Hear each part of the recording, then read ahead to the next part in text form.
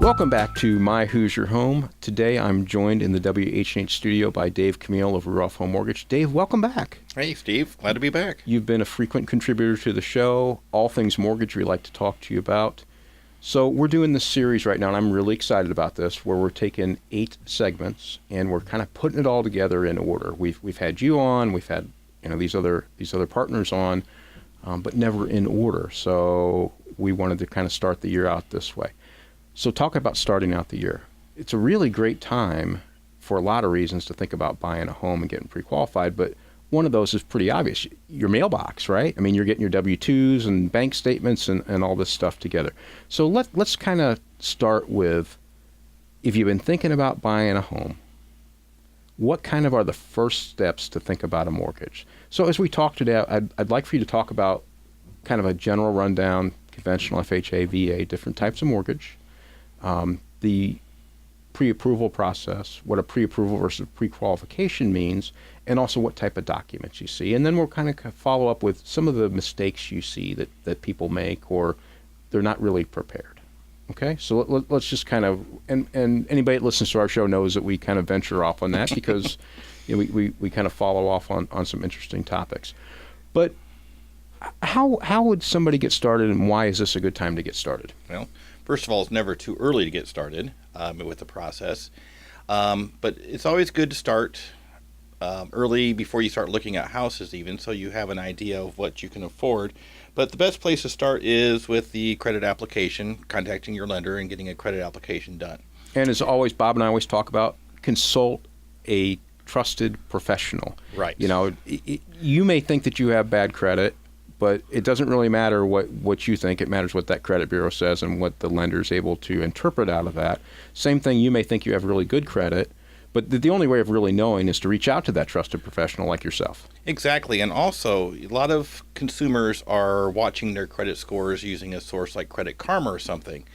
And a good source to watch movement in your credit score up or down if you're trying to improve it, but it's not what we get. Our credit scores are a little different. Right, and we've talked about this before, and this is something that really amazes people. If you're, even if you're out to lunch at Racks and you're talking to people, it's one of the things that amazes them that you've got several different credit scores, not just 3 different credit agencies, but depending on the purpose of your loan inquiry, it's going to be a different score, right? Right, and I think the mortgage credit pull is pretty intense. A lot of information on it, so and rightfully so. But that's the place to start, is getting the credit report. So this goes back to this. How can this consumer ever really figure this out for themselves? They really do need that trusted professional, because if there's 3 different credit report agencies and there's a different score, if you're buying a car and maybe you're getting a Kohl's card versus a Visa card and getting a mortgage and a personal loan and a student loan, this is all really complicated stuff. Right, it is, and but the credit score that I get is going to drive the whole process.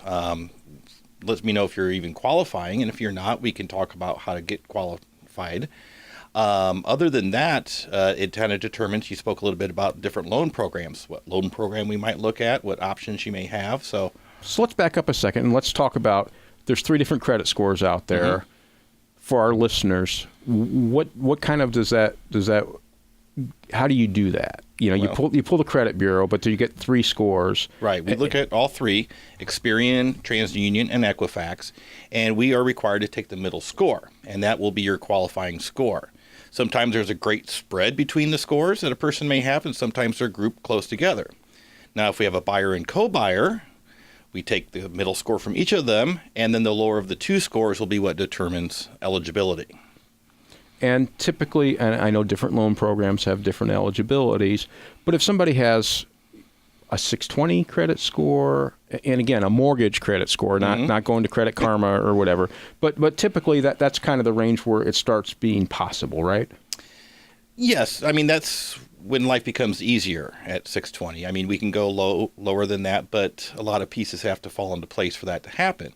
If I have somebody who might have a score under 620, sometimes we'll look at it and say, well, maybe we can do this or this, and it might improve your score enough so to make life easier. So why don't we do that instead of just diving into the process too? Okay, so a client comes to you, you pull their credit score, their middle credit score is a 580. What do you do at that point? I look at the whole report, certain trade lines and everything, to see if I can even qualify him with the 580. We do go down to 580 with, as a qualifying credit score, but there are what we call overlays with that. Certain things have to be satisfied. And sometimes the credit report will not allow us to qualify because of maybe late payments or something like that. So if they're in that situation, what happens? You just say, hey, have a great life? Oh, never. Because if they want to buy a house, we're going to look at a way to help them achieve their goal. So I look at the report. I look at ways maybe that something they could do that maybe would help them. Sometimes it's a matter of time. Time heals all wounds sometimes, but sometimes there's a little something they could possibly do to help themselves. And sometimes there's something on the report they don't even know is there. Like there might be a collection that popped up that they can take care of, or account may have been reported late that wasn't, and if they could provide documentation for that, we can get that taken care of too. So there's things we can do to help them possibly get a better I read a study once that said that 78% of credit pulls have at least one piece of inaccurate information. Pretty amazing. So, and when I pull credit, I usually like to have the individual with me so we can look at it together. Right. So we can go through each trade line individually, and they can, say, oh yeah, that's me. My bad. I was late on this month. Or they can say, well, no, that's not correct. And then we can take that approach and let's fix it then. Otherwise, we look at other things, maybe that little things they can do to help improve that score. Because surprisingly, something as simple as paying down a credit card can give you a significant bump in credit score. So that's kind of how we do it. All right. So you talked about the credit score kind of following a path of what type of loan program. Let's talk briefly about what type of loan programs there are, and particularly for first-time home buyers, anything that might be out there that would benefit first-time home buyers as well. Okay, well, there's the conventional loan, which requires either 5% down, and there's some versions with 3% down. And then there's what the government loans, the FHA loan, the USDA, and the VA. Now, the VA loan requires you to be a veteran to qualify, and you'll have a DD 214 form. If you can provide that for me, I can see about qualifying you for that. The USDA loan has restrictions on where the house is. It has to be in a rural location and meet certain criteria, but it's a good program. It's zero down and a low monthly mortgage insurance rate. FHA is probably one of the most common loans I do. FHA is very, what I want to say, reasonable. I mean, as far as qualifying people, it doesn't hurt people with lower credit scores just because their credit score is lower. They're pretty fair that way, but either qualify or you don't, kind of with them. But FHA requires 3.5% down, and those are the basic loan programs. Now, within those, like for first-time home buyers, I have a program that offers down payment assistance. And you can either there's an FHA version and a conventional version. And the very popular program with first-time home buyers the down payment comes in the form of a second mortgage that is fully forgiven as long as they stay in the house for 2 years as a primary residence. So the important thing that I'm hearing out of this is again, consult a trusted advisor. And also, I think it's important to ask what the options are for you and have them kind of spelled out, because there's difference in the amount of what mortgage insurance would be. And for example, a loan might have a tad higher interest rate, and FHA may have a little bit lower interest rate. The conventional may be a little bit higher, but at the end of the day, your monthly payment may be a little bit less. So don't get, from 25 years in the business, don't get wrapped up just in interest rate. Oh, exactly. Because there's many other factors than just that.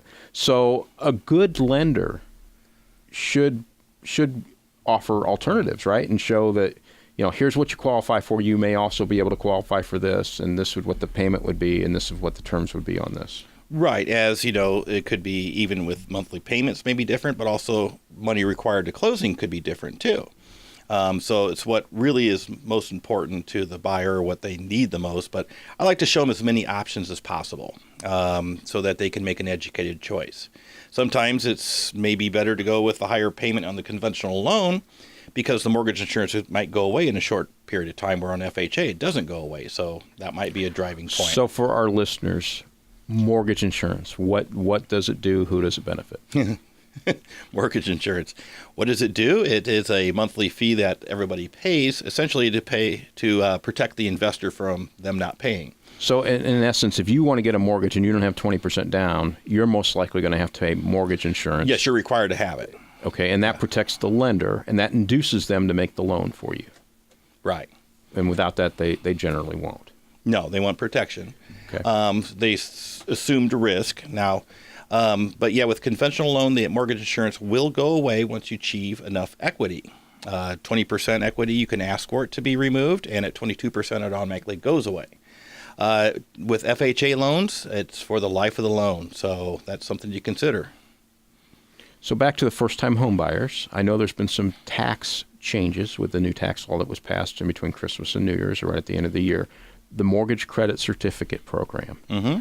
Is the jury still out on whether that's going to be available or not? Jury is still out. The state of Indiana is still honoring the program. We are still, at this point, taking reservations for the MCC credit. So I've heard other states, Michigan and Ohio, are not. So I think it's a big question right now. Is it going to be around or not? But for now, we are still doing it. So if you are a first-time home buyer, or you have not owned a home in the last 3 years, and there's some other exceptions, for example, if you became divorced and you lost your home because of that, you're reset as a first-time home buyer in many cases.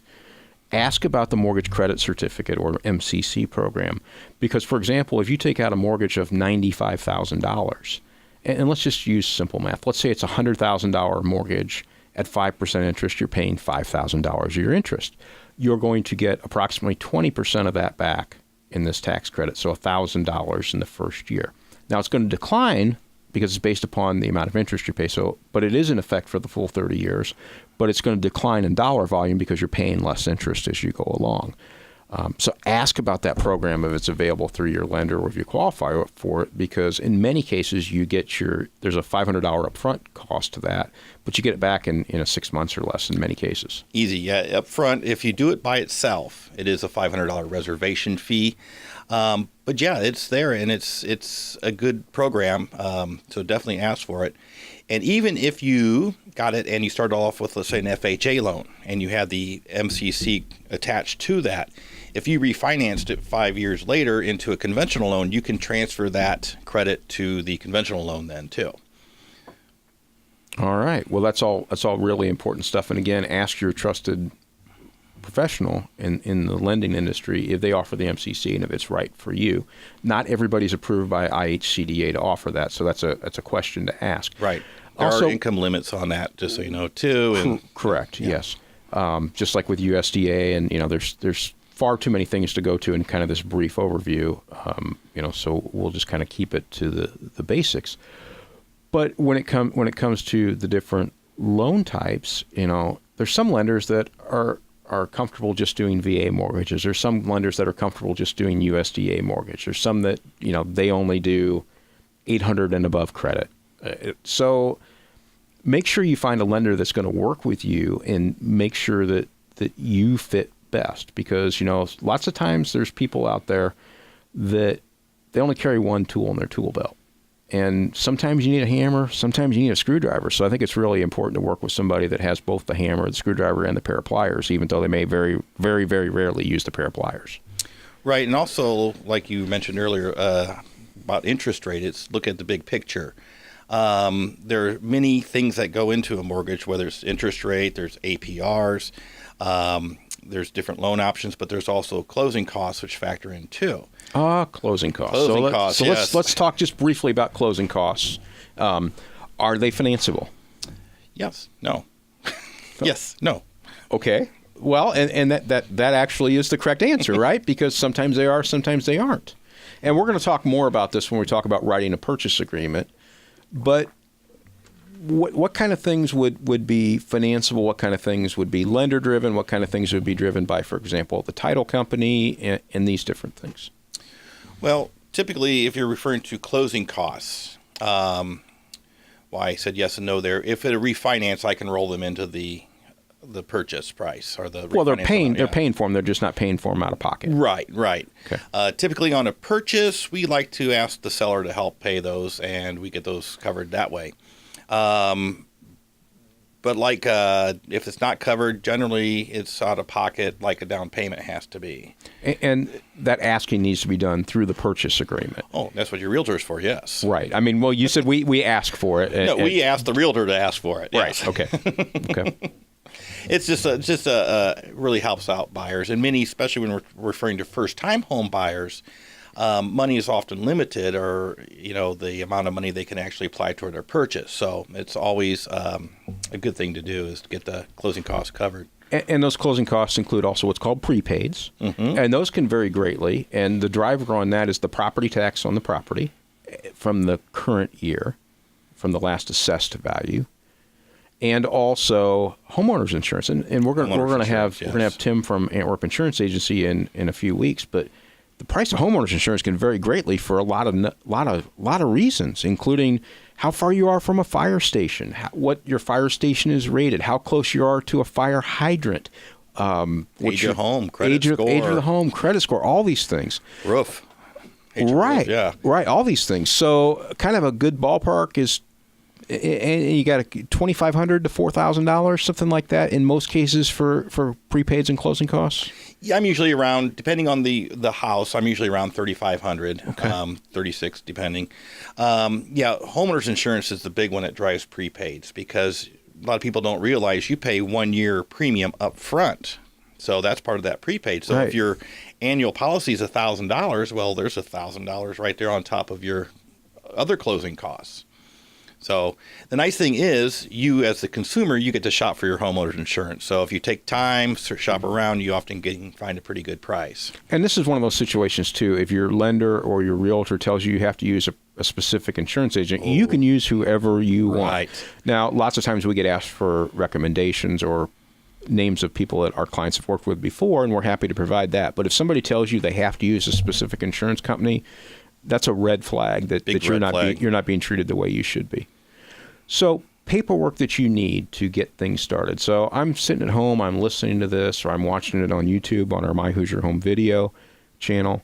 And, I'm thinking, I've been sitting in this rental, and boy, it's time to do something different. What kind of paperwork is best to get started with? Okay. How can our listeners or viewers make your job easier? Well, what I need to do a pre-approval, proper pre-approval, is I'll need pay stubs, most recent pay stubs covering the last 30 days. So if you're paid every week, I'll need 5 of them. If you're paid every 2 weeks, I'll only need 3. I need tax returns. Right now I'm collecting tax returns from 2015 and 2016. And these are federal returns only. I don't need the state. So let's pause there for a second. So if I'm going to use, and I don't know the answer to this question, I very seldom ask questions I don't know the answer to on here. But if you're going to source my down payment using my tax refund, which is perfectly acceptable to do, right? I mean, I know I'm going to get $3,500 back in my income tax refund. That buying a home is a great way of investing that $3,500 down payment. Right. But if that's where it's going to come from, then you're going to want to see that 2017 tax return, correct? Right, exactly. We're going to have to source where the money's coming from. Okay. Because this time of year, I've had clients call me in the last week or two, and they said, look, I normally get $6,000 a year in tax refund, and I got my W-2 from my employer, but I haven't filed yet. My response has been, and I think I was correct, is that you need to make sure that you get that tax return completed if that's where you're going to get that money from, so that we can show that's where the money's coming from. Is that solid advice? Right, and when we can elaborate more on that when we get to bank statements too, about money coming into the bank statements. But yes, tax returns, like I said, right now I collect 15 and 16. If your 17 W-2s are available, I will take those. And a lot of folks are right now filing their taxes because they have everything, and it's a great time to do it because, like you said, with the extra money, great source for down payment. So you get that W-2 and it says salary, $22,000, overtime, $5,000, commissions, $5,000. What do you get to use out of that $32,000? Sounds more like a pay stub there, but no. But with that, well, yeah, you're right. But Well, let's talk about how you determine income. Okay.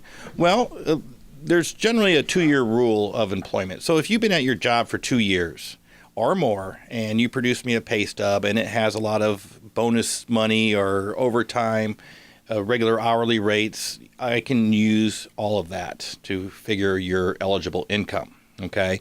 If you just started a new job or if you switched from salary to commission, is that right? Also, if you switch from salary to commission after you've been there 2 years, right? That I am not sure of. Okay. Because I think the general rule of thumb is you need a track record of commissioned income or, to be able to use it. Bob, can you add one to the tally board of Steve Stumps Bob for Steve Stumps the lender? Thank you. Well, we'll have to talk about that because I'll have to ask the question because the rule of thumb is and why we cannot use part-time income or why, if it's less than 2 years or overtime or our commission income is because they are, I don't want to say volatile or they can vary greatly between month and month or year to year, depending on the individuals. So, for example, and we talk about this often, our friends that work at SDI, either in Columbia City or in the DeKalb County facility, a significant amount of their actual pay at the end of the year is bonuses. Right, based on production. And that first 2 years, they may only be showing $12 an hour. So that gets pretty dicey. It gets a little tough to do now, that. depending on the loan that we do also, if we're using USDA or FHA, Fannie or Freddie, there are different rules as to, okay, let's say the person's been at their job, been getting commission for 12 months. Well, we may be able to use a portion of that, depending on the loan program. It just might be averaged over a 2-year period. So it's better than having nothing, but we could use a portion of that. So we say 2 years. 2 years is the best to take advantage of the full commission or overtime or whatever. But, we can do it in a shorter period of time. So let's get back to paperwork that kind of makes Dave's job easier to help you or your lender's job easier. So we talked about paycheck stubs, a month's worth. We talked about tax returns for currently 2015 and 2016, but typically 2 years. 2 years, What else makes it easier right from the start to kind of qualify and get pre-approved and all those things? Well, with the tax returns, all W-2s and 1099s need to be included. And if you Schedule C, right? If you're self-employed or you get a 1099, then you need to see the schedules with that too, right? Absolutely, because self-employment income's a whole nother beast. Okay. And the other piece of the puzzle would be bank statements. We collect 2 months of bank statements. When we get a bank statement, we like to get all numbered pages. Sometimes there may be blank, but we make sure we get the whole package. Transaction histories are acceptable. Generally, you'd go into your bank and ask for a 60-day transaction history, and the bank would stamp it and initial it, so make it official. But we would need bank statements. Now, so can I print off my online at Chase or Wells Fargo or Three Rivers Credit Union and give that to you, a printed copy? More often than not, as long as it contains account number, your name, and the bank name on it, it generally is accepted. Okay. And if there's any questions on that, you probably could go to the bank and they probably could certify it. Right. Okay. All right. Right. But now, think about bank statements, and a lot of people don't think about this too, or what you got to be careful of if you are thinking about going into qualifying for a mortgage is deposits into your bank account, because that is an area where you could get in trouble. We were talking a little bit about the tax return and having to know where this money came from. So if you had your tax return $6,000, all of a sudden $6,000 pops up in your bank account, we can see it came from the IRS and we can match it up to your tax return. So that is covered. Payroll is usually deposited. We can follow that. But if you had some money at home in a cookie jar, $2,000 and you wanted to use on the house and you just took that out of the cookie jar and put that in the bank, yes, you have a $2,000 deposit. You have more money in the bank for down payment, but we may not be able to use that because we could not source where it came from. So if, for example, mom and dad gave that to you for Christmas, right? You may need to get a gift letter for that saying that it's a gift. There's no expectation of repayment, and then you'd be able to use it, right? Right, okay. Right. Gifting money from a family member, yes. As long as we have the proper documentation to show the money where it came from and how it got there, that's fine. We just have to have a letter signed and everything. It's where we get in trouble is like if you had a motorcycle or car and you sold it and you didn't do a bill of sale and just threw the money in the bank, that would be a problem.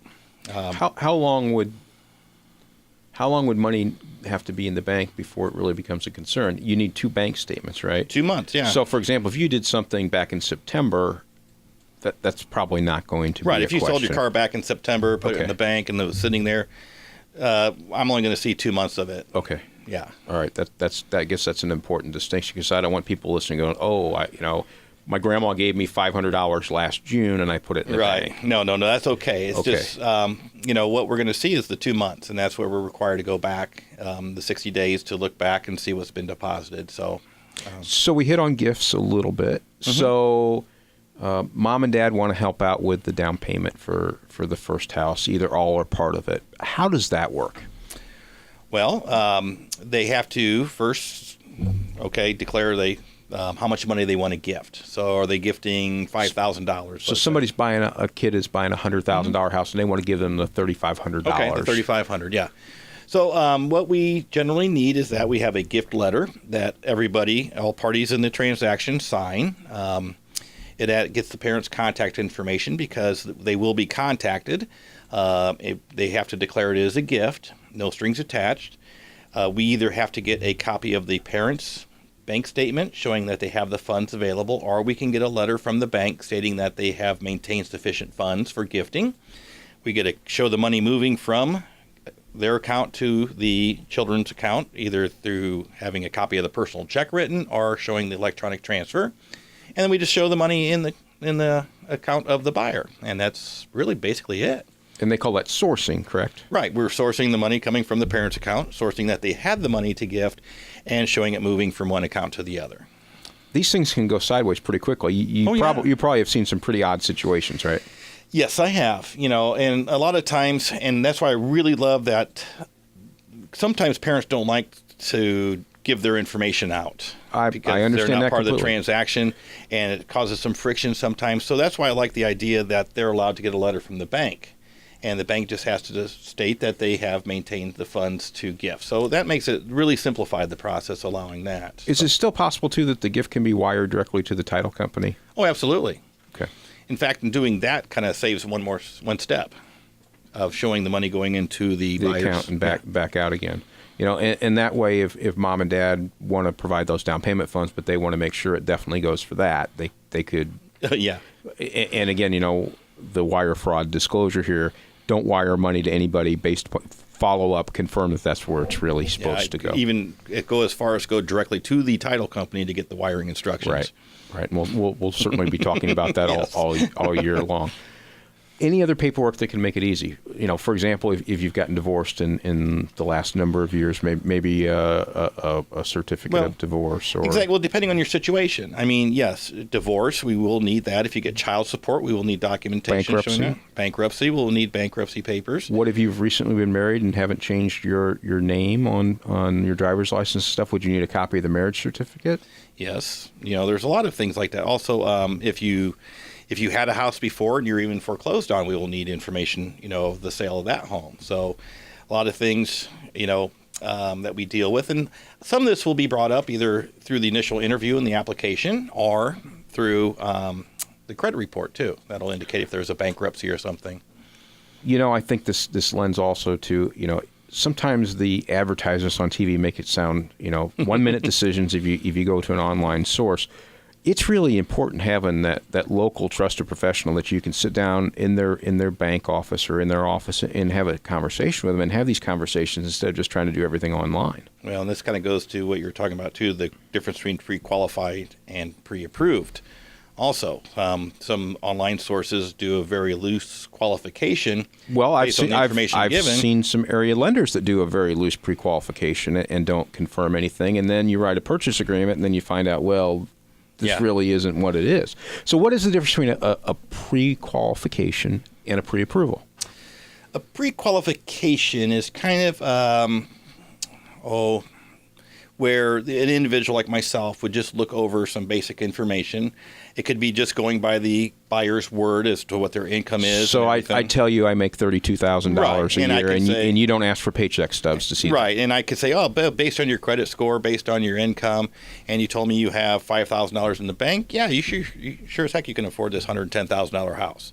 That's a pre-qualification. I can't stress enough how important that is to do, because you don't want to write an offer on a home and put earnest money up and pay for an inspection and all those things, and then find out that you're not really qualified, or that you misinterpreted what your income is, or there was a misunderstanding. Right. It's important up front to have that taken care of. Oh, yeah, and I take that very seriously, because you're right. Once you buy a house, you commit to it, you're investing not only your time and money, but emotionally, too. You're involved, and to be 2 weeks later find out you can't qualify for this home, that's going to be quite troublesome. So generally I do like to take the step with the underwriter, especially if time permits. You're right, it does take 4, 5, 6 days for it to go through the process, but it just gives you added level of security that you did your due diligence and everything's going to be fine. Well, and in a heated market that is a strong seller's market too, the agents out there know by reputation which companies, which loan officers actually give a thorough pre-approval generally, and which ones just give a pre-qualification. And if you're going to take a house off the market in this market, you want to make sure that buyer is really ready to go. Right. So your best protection, you may think, well, the market's really hot, I need to get out there, I can't wait to get a pre-approval. I would say it's just the opposite. You need to make sure you have a full pre-approval. That way the seller knows that you're pretty golden on making this happen. Now, things can happen even with a pre-approval, but it really lessens. Yeah, that. I will not write a pre-approval letter without seeing any documentation. That's a given. Now, I will write pre-approvals without going through the underwriter, a pre-approval letter, but it has to be everything has to really fall in place, like a real good credit score, 5 years on the job, steady income, low debt to income ratio, all these things have to fall in place, and I'm comfortable with that. And we haven't even had a chance to talk to debt to income ratio, and we're about out of time. But that's really important too. And basically that's the percentage of your income that's already obligated or would be obligated through your other obligations and your mortgage. Right, your current debts and the proposed mortgage payment. So that's a really, really important factor. And that's why having an accurate income number is very important, because that's what drives that. So what happens after the pre-approval, after there's a accepted purchase agreement from your perspective? What happens at Ruoff or the lender once there is an accepted purchase agreement? You already got the pre-approval. What happens from there until closing day? Okay. You got 30 seconds. No, I'm kidding. You got a couple minutes. I get the purchase agreement from the realtor, fully executed, and I start to go to work. I lock the rate at that time. What does that mean? That means I thought when I called you back on December 1st, you said the rate was 4.25%. I may have said that, but I said it's not the rate until I can lock it. Also, okay, this is important that people know this, because people do this. This is a question that happens, and being a realtor, I get this. My lender said when I called them to get pre-approved that interest rate was X, and then I explained to them just that you don't really make an application until you have a purchase agreement. Right, and I cannot lock a rate until I have an address. So until you have an accepted offer, only at that time can I lock a rate and guarantee the rate. Okay. Right. And that's what lock a rate means. Is basically you're saying the rate is going to be this. And I can lock it for 35 days. I can lock it for 50 days, whatever we need, and I can say this is going to be your rate. It will not change. Well, you hit on something really important there. It's only for a certain number of days. You cannot wait a month to get a bank statement. If you or your underwriter needs a bank statement, you can't wait, because there's not time there for it. The borrower has to be very proactive in getting documents. Right, because if the lock expires, then you may encounter additional fees for lock extensions if you want to save that rate. And that's in this market if a seller is going to be willing to wait longer for it. Well, that's a realtor problem. So what else happens in between closing and you lock the rate? Okay, well, I lock the rate, and then I prepare the loan documents. Depending on what loan it is, this package will vary in size. I like to get together with the buyers at that time to go over each document individually. We'll go over things like the loan estimate, which will show them all the costs of the loan. Very important document. It gives our best guess estimate as to what their final closing costs will be. Then a lot of it is disclosures and things like that. But, very important nonetheless that we go over that. And once I've collected all these signed documents, I submit them into the system, into the pipeline. So it goes first to a case opener, then to a processor, and then to the underwriter. And the underwriter at that time will approve it. And every approval comes with conditions. Sometimes it'll be something like homeowners insurance quote, because generally we don't have that up front. An approved appraisal will be a condition, an underwriter condition that we will need. Now, one of the questions we get asked often is, do I, as the buyer, order the appraisal? No. The lender always orders the appraisal and controls that process because they want to make sure it's a disinterested arm's length. Right. Provided. We gotta ensure the integrity of the appraisal and even process. And again, we're going to talk about home inspections, but it's possible the home inspector may not have a concern about a particular item, but the appraiser may, and it may be the other way around too. And that item may need to be fixed in order for the transaction to close. Yeah. And that's why generally we keep those two things separate. You do the inspection first, and then the appraisal generally gets done after that. Appraisals can be different depending on the type of loan product. FHA has certain guidelines. So appraisers can appraise that house and say they want something done, like often scraping paint and painting is one thing, or putting a handrail in on a stairs down to a basement, a safety issue. There's certain guidelines that FHA forces compliance with, where conventional, maybe not. So again, it's worth emphasizing the appraisal is not a substitution for your own home inspection. Right, because the appraiser looks at certain things, but they don't look in depth like an inspector will. An inspector is going to go in there and protect you from the unseen, where the appraiser is more concerned about, hey, this is the square footage, does it comply with FHA standards, and what's the current value? And the appraiser in most cases is representing the bank, making sure that if the home is taken back, that it's likely to sell. Right. Not really there to protect that you. It is worth what they say it is. Yeah. Right.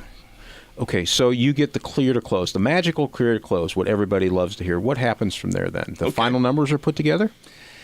Yes, at that time, because this is after we collected all the conditions, the underwriter conditions, we submit back to underwriting for the clear to close, in which the underwriter will grant. And at that time, first thing that happens is we issue a preliminary closing disclosure. This is sent via email to the buyer for them to look at. After they look at it, this will start a mandatory 72-hour waiting period before we can close. So once they look at it, they contact a realtor to schedule the closing. Once the closing is scheduled, we give that information to my closing department, and they begin work on the final documents. And they work hand in hand with the title company. So they do a little bit, then they send everything to the title company. Title company will finalize everything based on the day we're closing, because some costs vary depending on the day we close on, and then it comes back to us, and we will get a final closing disclosure, which at that time I will call the buyer, go over the number with them and make sure everything's okay, and that will be the amount that they will need to bring to closing. Dave, I know our listeners are going to have questions, because Yes. I still have more questions I'd like to ask, but unfortunately we are out of time and we don't want to cut into Dave Stumps Bob. But if they have more questions, they can always contact me. They can reach out to me at 260-602-6606 or steve@imaginerealestate.com or on Facebook or our website, things like that. How can they reach out to you for loan-specific questions? They can call me or text me on my cell. The number is 260-579-6767. You can email me at DaveC@Ruoff.com. That's DaveC@RUOFF.com. Or they can stop by and see me at Imagine Real Estate. I'm there on Tuesdays and Thursdays, too. And other days of the week you're available by appointment, or you're at the DuPont office of Ruoff. I'm usually up on DuPont Road, 1110 East DuPont Road, but I do sometimes work weekends by appointment. I try to be flexible. I've gone to people's houses. I've met in restaurants and Starbucks. So I work with a lot of lenders, and I will tell you that, if you're listening, you go, I work Monday through Friday, 8 to 5, it's okay to give Dave a call at 7 o'clock in the evening, or to set up an appointment for a Saturday. You do really well at working with people's schedule of making that happen. So again, like everything we talk about, seek advice of a trusted professional.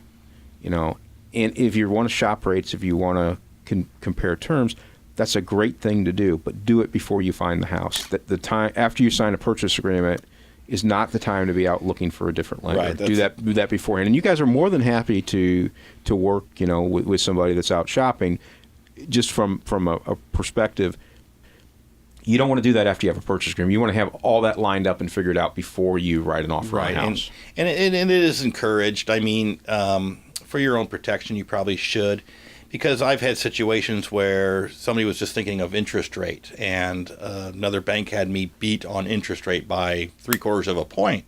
Well, when we looked at the big picture and we looked at closing costs, well, the bank was charging them $3,000 more than I was to buy down this interest rate. They just didn't know they were doing that. So that's kind of the thing you got to look at, the big picture, interest rate, APR, closing costs. Don't think solely on interest rate, because it's what your total expense is going to be, how much you're going to have to bring in closing, what your monthly payment is going to be. Dave, thanks as always for joining us at My Hoosier Home. Thank you. We appreciate your knowledge. We appreciate your commitment to the New Haven community. You're listening to My Hoosier Home on WHNH 101.3 FM New Haven. We'll be right back with a special guest edition of Bob Getting Stumped. WHNH 101.3 FM, streaming live on any Android or iPhone. Download the free app today. Search WHNHLP, The Heart.